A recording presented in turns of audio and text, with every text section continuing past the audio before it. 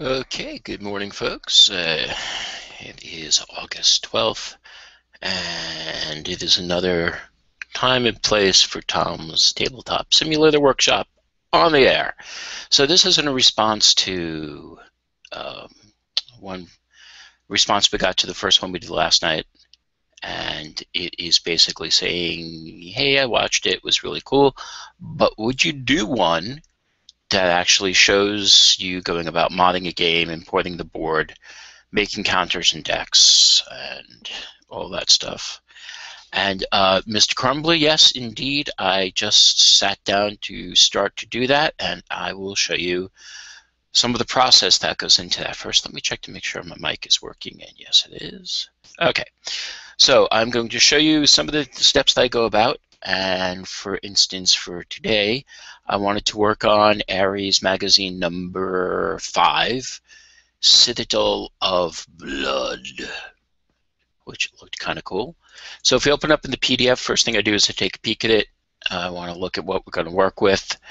Um, this is the cover, which I remember when this came out. This was a really cool issue because a lot of D&D playing back in the day. This is the article about the game that we're going to do up.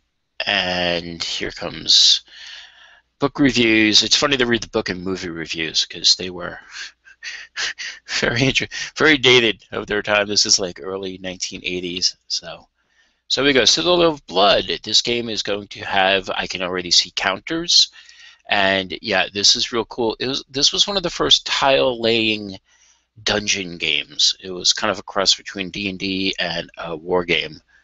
Trying to please both audiences. I don't remember how well it played over the long haul, but these are the rules. These are the counters we're going to make. Once again, as my son pointed out, actual rules, how to lay it out, how to do combat. Looks kind of interesting, at least interesting enough to do up a thing. And here's the character sheet. So already I know we're going to have some sort of attribute system. So the character sheet, this character sheet here, we'll probably put up in the notepad section. Here are some tables. I will probably clip these tables and make them part of the board. I like using the custom table because it's big. You can put lots of these tables on it and maps and stuff. And hang on a second, I need a sip of coffee. So I know already this page is going to get imported in, so I can play around with it. Scrolling through the magazine, Steve Jackson game, no turkeys. This was a really fun game. Total inside joke to the gaming community. Oh my goodness, Battle Beyond the Stars. Oh my goodness, the good old days. And looking for any other assets of the game, and then here we come at the very back. The person who scanned the Ares magazine was very nice to actually scan the pieces and the boards. This particular piece has no board. Like I said, we're going to construct one from the tables. And there's a big wide open space, and these pieces here are going to make the board. And these pieces here are going to be the counters. They look to be, the scan looks pretty good. So oh, that looks horrible. Oh, these are backs. So this is something I run against when we do these war games, the old war games that have fronts and backs on the pieces. I have to make these two separate pieces. You could, but I would not make a separate decks for every piece to be the front and the back, and that would be tedium. So what I do is I make the counters into cards, small cards. These look to be probably 80 pixels by 80 pixels. And then I'll make the backs as separate counters and split up the two things so you can get to the fronts and the backs. I usually group the character pieces and whatever other pieces are on. And that's it. That is the entirety of it. So in this game, there's no real board to speak of. In a game like Wreck of Pandora and the Voyage of Pandora, which we just did up, where's that, number 6? Here's Voyage of Pandora. If you look at the original PDF, you will see at the very bottom, that was the map I started out with. And very nicely done. The one thing about these PDFs on the areas is different pages have different resolutions. Like you can see all of a sudden, whoop, what's this big guy? Then whoop, it gets a little small again. So when you import them, you want to import them closely held groups, not a whole lot at a time, and get the resolutions right. I'll show you what I mean by that. So we want to do Citadel of Blood. So I'm going to open this up with my image processor of choice, which is GIMP. So I'm going to open up the PDF. GIMP is going to ask me, hey, what pages do you want to bring in? The only 2 pages I really need to bring in, well, actually 3 pages, but right now we're just going to work on these 2, are this and this. I'm going to check down here for resolution and make sure this is at least 300 dpi. PDFs are weird depending on how they're made. You can get more or less resolution. 300 is about the top you're going to get from some of these. If they were done in other resolutions, that would be great, but 300 dpi seems to be about normal. And then I'm just going to say import, and GIMP is going to do its thing, and boom, here we go. So right now, we are looking at the counter sheets, and it's brought in as different layers. So the first thing I need to do is give myself some room to work. So I'm going to make the canvas twice as big as it says it should be. So we're going to make this rounded up to 3,000. Boom. Size. I'm going to make this big so I can see what I'm doing. Get this guy out of the way. I don't need him just yet. And then I need to see my object layers, which I always close for some goofy reason. I always have to reopen every session. Boom. So I got 2 layers. I got the front and the back layers. So I'm going to go turn off the front layer so I can see the back layer. Get my moving tool, grab it, move it on down. Turn back on my top layer. Boom. So now I got a nice work area that I can deal with. I'm going to flatten this image. That way all the layers become one big thing and everything else becomes white space. Now I'm going to look at the grid, and this is really important when you're doing these tiny pieces, or even when you're doing cards.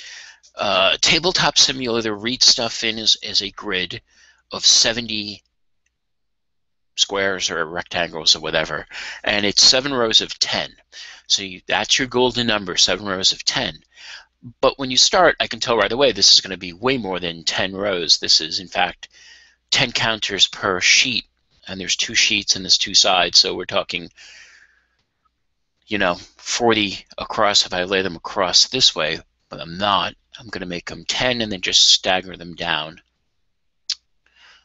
I'm going to get rid of this big black. So what I want to start doing now is chiseling away at the image so I can see what I got to work with here.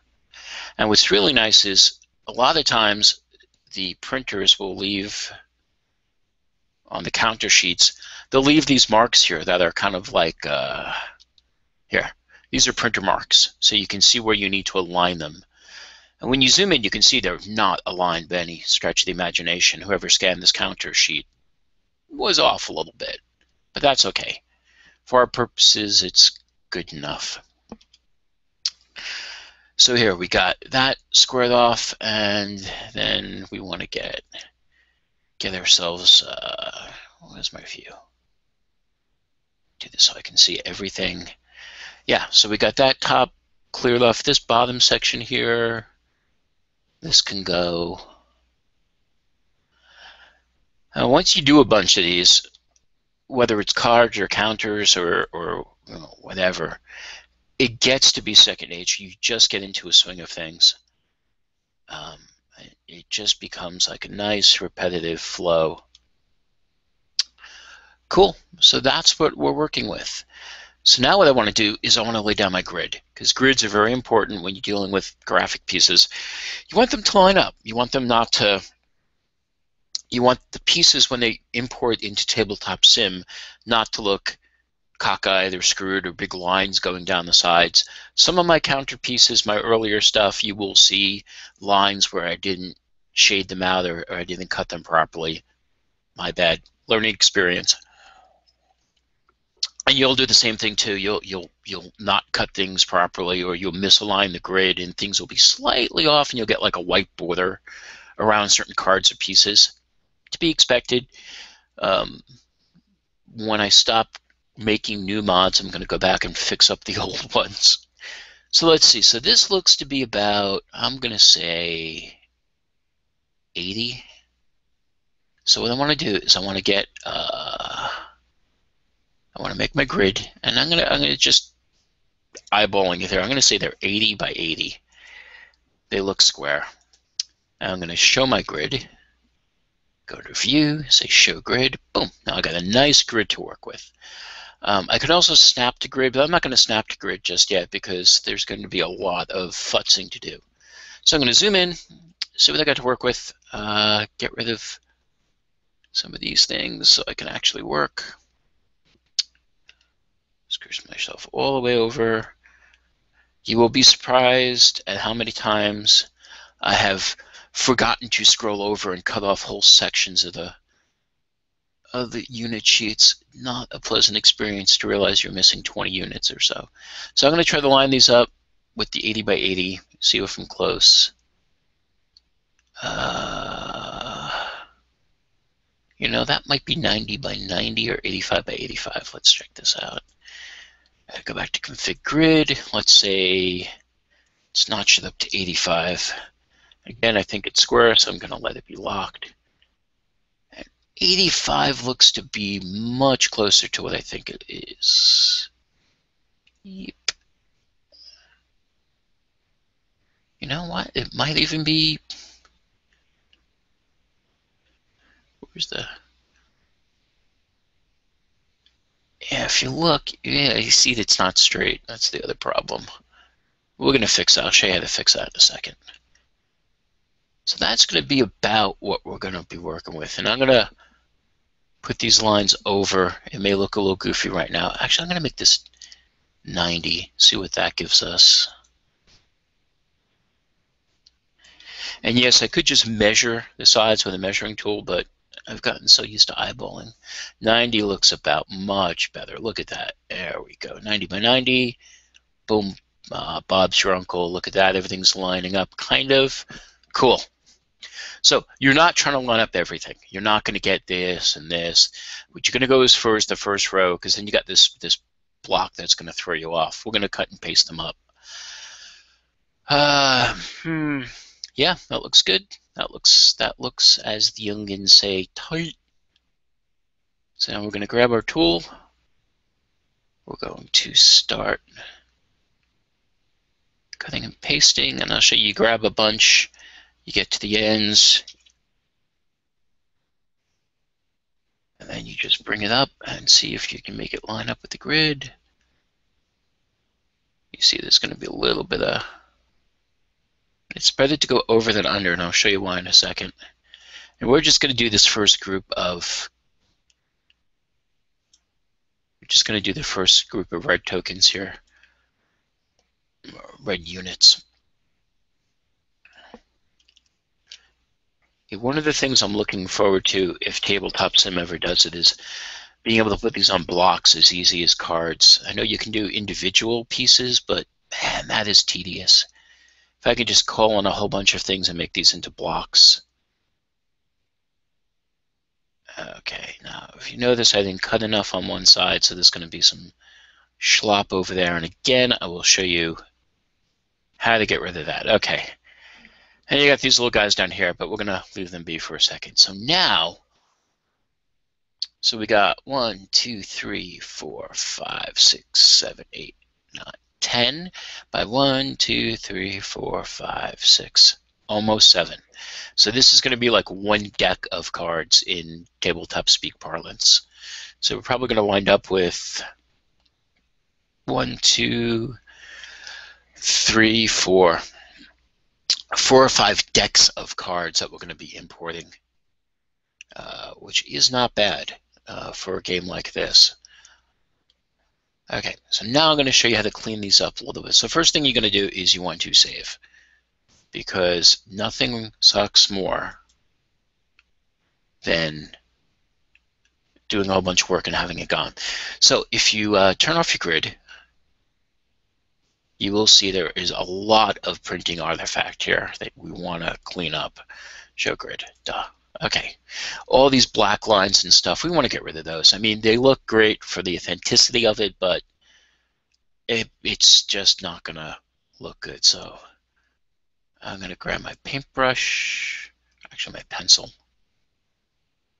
That's about right. And I am going to grab my paint bucket. I'm going to do this whole eyedropper, whatever it is in your neck of the woods. You're going to grab a color, and we're going to use this color to start coloring in these lines. And with GIMP here, I'm just putting down the pencil, hitting Shift, and that puts on line mode, and then Shift again, clicking again will make a nice line. So you can see already. Now, when I first started doing this, I tried to get things pixel perfect, and let me tell you, that was a pain in the booty. And when you import it into Tabletop Sim, it kind of washes out enough so that, you know, if I zoom into this right now, ultra magnification, you're going to see where I'm painting the lines here. See, I mean, it's pretty obvious this was painted in. It's not part of the original. But when you get down to actually having this in Tabletop Sim, you won't really see that glaring thing, because the pieces are going to be broken up, and it's just going to look not as bad as you think it's going to look. In fact, it's going to look pretty darn snazzy. It's going to look better than the version you played when you played the original, if you ever did. See, when you get things like this, it's a pain in the ass, because these pieces, this scan was not straight to begin with. And yeah, I could have used a skew correction tool if someone out there is saying, dude, use skew correction. Oh, that chops off some of the thing. You know, I don't like skew correction, especially for these, because it's different scans sometimes, so you get overlapping stuff. I'm going to make this just a bit bigger. I'm going to make this, yeah.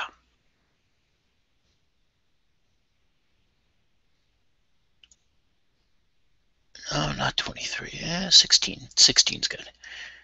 Okay, yeah, because this line's a monster.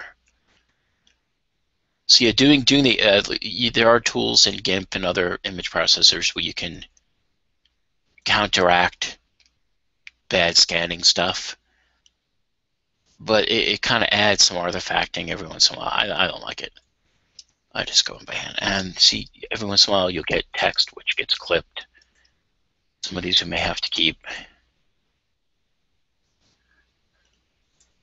Yeah, that line is really close. Like I said, this seems like a lot of work, and it is. Oh, come on. But yeah, that other factor is right on top of the text. It is a bunch of work, but you know, I love playing these games, and for years I have had actual versions of them sitting around the house. And when you have kids, you don't want to play 30-year-old cardboard and paper games. They tend not to fare well with young kids touching them and spilling juicy juice on them. This at least is going to give me the opportunity to play them with my sons, and have them make fun of me for being an old man, because this isn't Munchkin or whatever the heck these kids play today. So yes, it is a lot of work. You will sit here and you will go bonkers with detail if you let yourself. I suggest a good audiobook, lectures, Coursera. You know, there's lots of things you can be listening to as you're just kind of mindlessly clicking. Yeah, mama. So this is the tedious cleanup process, and you can see some of these areas just look bad. We may have to go in with a finer. Oh, there we go. Yeah, you can easily get obsessed about getting every pixel correct, and I will tell you,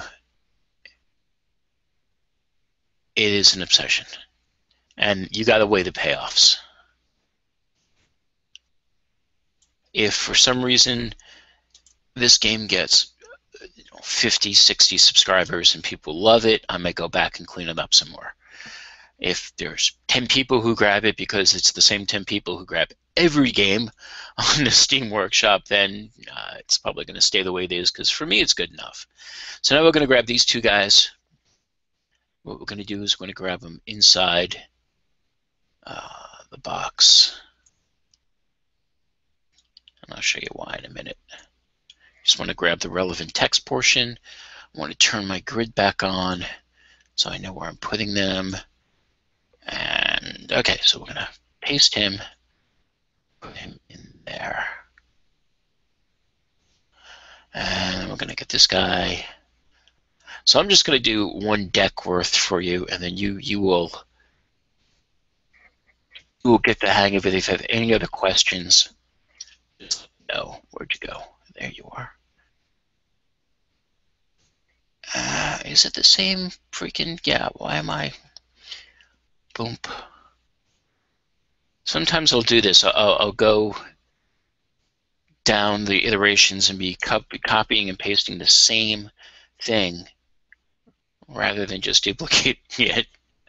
Boom. There we go. So now we have this number of rows. And now what we do is we take our paint bucket and we just go blank. And we wait a second. Oh, because it's on a highlighted area. That was not smart of me. Paint bucket. There we go. And you can see there's some nasty artifacting in there. So what we can do, this one, yeah, I don't know. It's not so bad. Okay, so now we have a complete sheet of 7 rows by 10. So this is going to make a full deck. I have made up a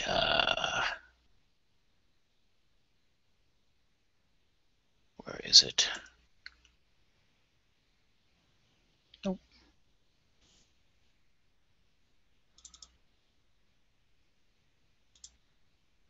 So this is kind of a look into the folders, the folder setup I have.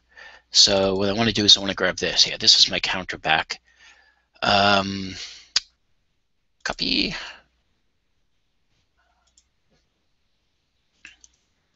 And paste as a layer. So when I bring something into this that's from the outside, I will bring it in as a layer.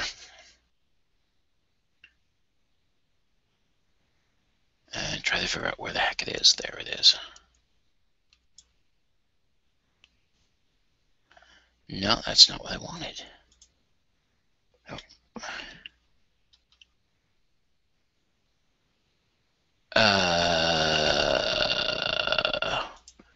Opening GIMP.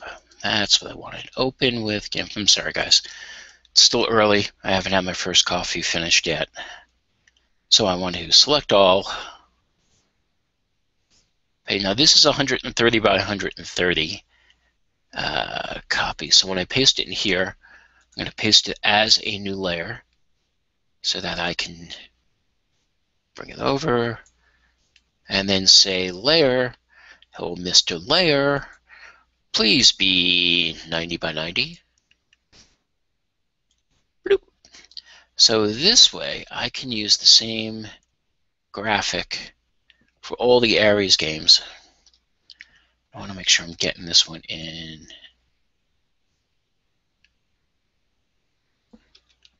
This one I'm going to be, yeah, because if I don't get this one in right, you will see like a red line around it when it's in the game board. You'll notice that in some of my game boards, mods, whatever.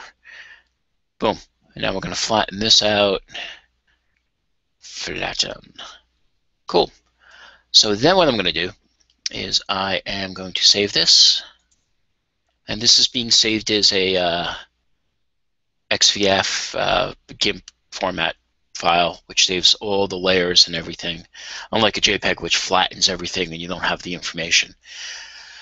So I am going to now say forgot where I want to be. I want to make this layer, make the canvas size only, well, that one's, no, I want to have that. So it's 90 across, so 90 times 10 would be 900. And then 90 times 7 would be 630. And resize. Boom. Now, as long as I don't save this as long as I don't save this over itself, it's fine. It's all good to go. I did notice one thing here. This guy got clipped right there. And I am so far into this, I can't undo it. So what I'm going to do is I'm going to go back to the magazine, open it up. I'm going to see what that number should be. I think it was a 5. And this happens every once in a while. You'll find out that you cut something or you skip something, and you have to go back and figure it out. So it is a, come on, give me some love here. It is a 5, right? So what I'm going to do, and this is going to require a little bit of manipulation here. Where are you? Right. So let me go big up here. So I'm going to do something sneaky. I need a 5. I'm going to grab that 5 from this guy, this 5W.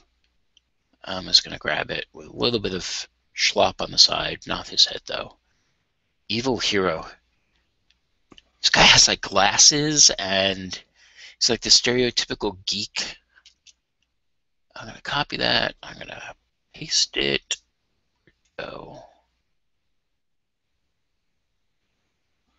yes, I'm going to copy you. Edit, copy. I'm going to edit, paste. Something's not right.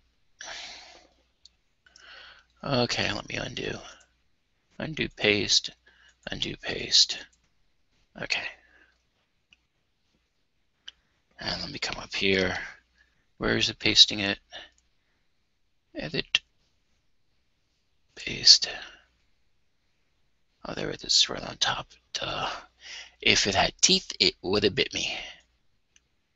Like I said, doing this without a lot of coffee in your system, not a preferable experience.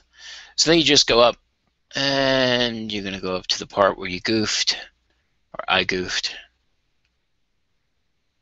and you're going to go.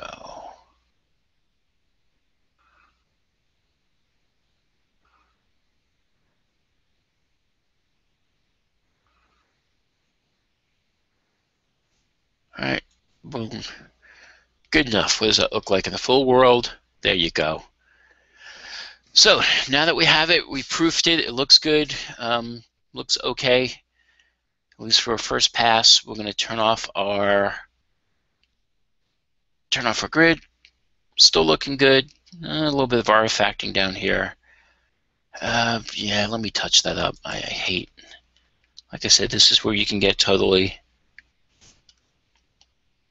crazy with this. Hopefully the right color is in the paint pot. Close enough. Okay, that looks much better.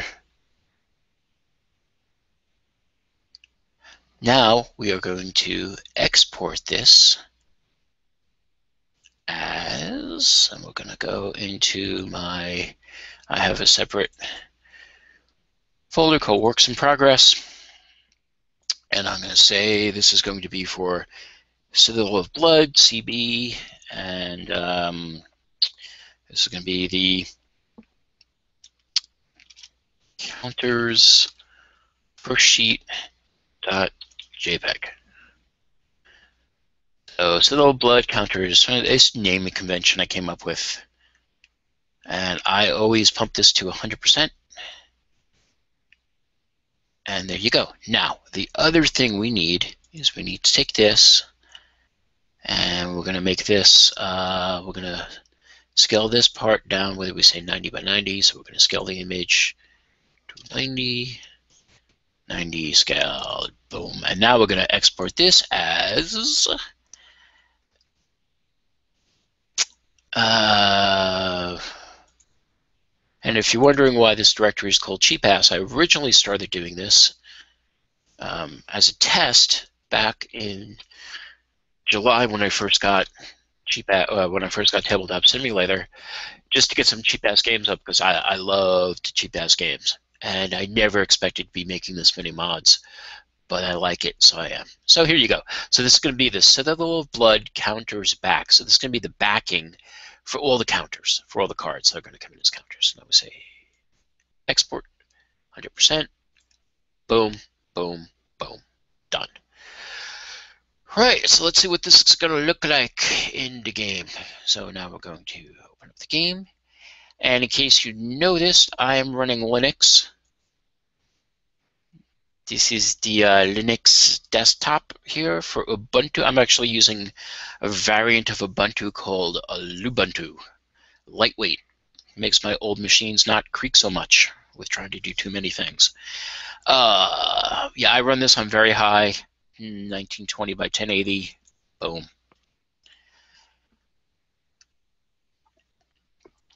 And there we go. Into the belly of the beast. And we will import these in and see how they look, see how they scale up, and then possibly start building up Citadel of Blood. So we're going to have, what did I say, 5 decks of counters like this. So what we just did, times that by 5.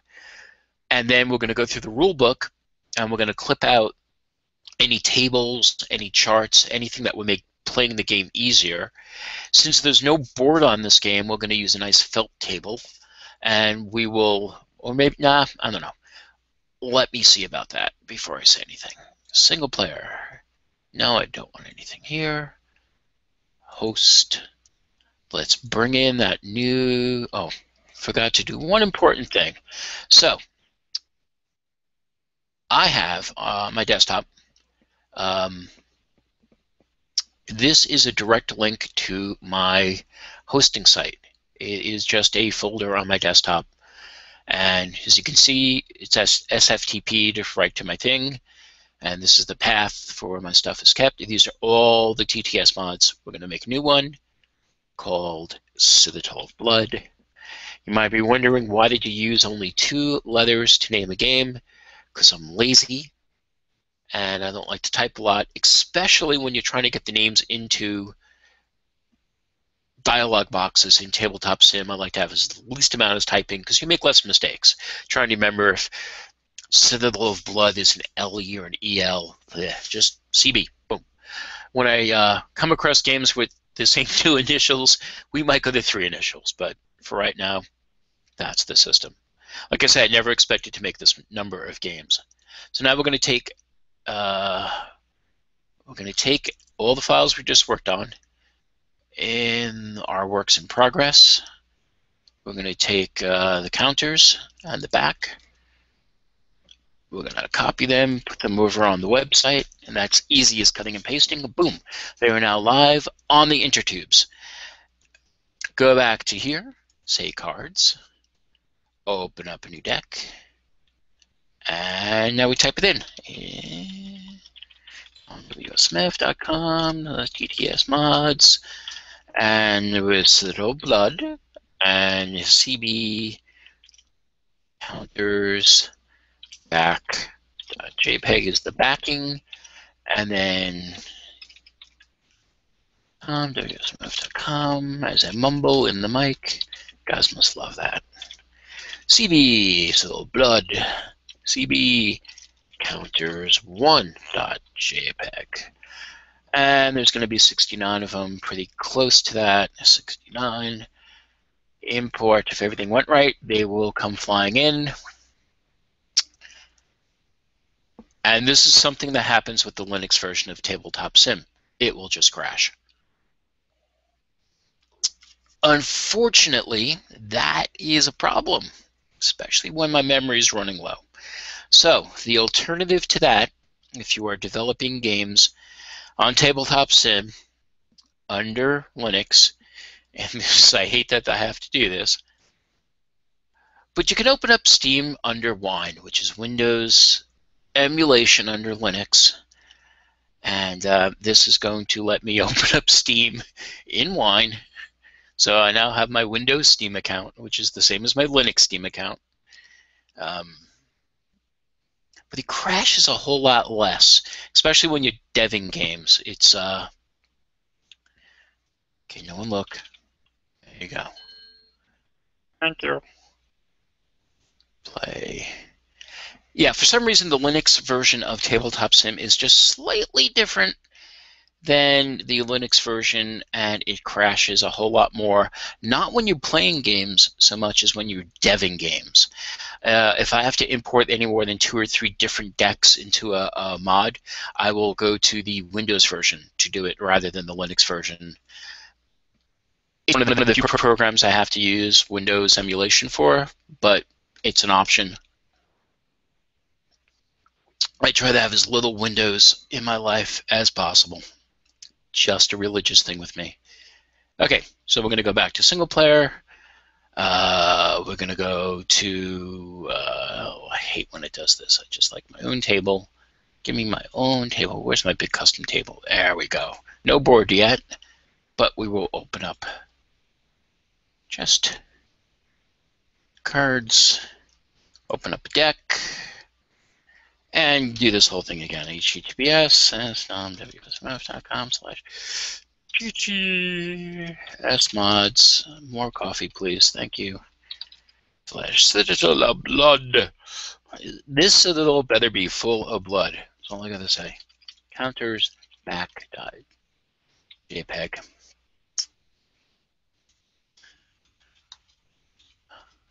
Yes, mods. Oh, God, my typing is atrocious this morning. CB, CB, CB. So even with just 2 letters, I can mess it up. Counters 1.jpg. 69 of them. And import and don't crash. Ah, I didn't like something. What did I do? Could not resolve. Wow, what the heck? Oh, look at that. Again, when you're doing this quick and you're trying to show it off, you will mistype things every time.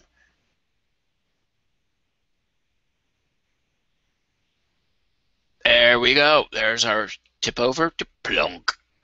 Now let's zoom in and let's see what we got. So this is our stack of 69 counters. There's our little SPI logo, yay. And we're going to flip it over and we're going to get rid of some of the blanks because we had a couple blanks. Get out of there. Go away, go away, go away. There we go, Mr. Orc. There's Mr. Orc. And these pieces are looking darn good. They are looking nice. So in this game, we don't have a board. If I had a board, I would be sizing these to fit in the hex squares of the board. If you look at Voyage of Pandora or Wreck of Pandora, I don't know Wreck, but Voyage of Pandora, there are hexes. And when you got hexes and you got pieces, you want to make sure your pieces fit in your hexes. Nothing worse than pieces bumping around. Right? So here we go. We have a full cadre of evil people. We got gargoyles. We got, what's this guy's name? We got Kralk, whoever he is. We'll have to read the rules. And I could have just done one of these guys and just cut and pasted them inside the game. That would have been another way to go. If one of these looks really bad, we can get rid of it and just go, well, there's our evil geek. More gargoyles. Running out of space here.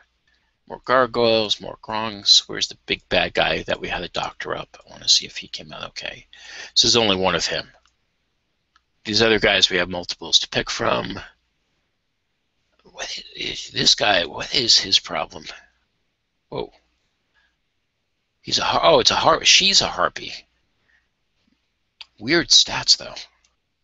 They're stacked now. There we go. So we got harpies galore. Lots of sailors going to be misguided to this island of tabletops. And here's a, oh, this guy's pretty cool. Let's turn on our tooltip thing. Oh, evil mage. It's pretty evil. And it is kind of funny watching my kids' reactions to some of these older games.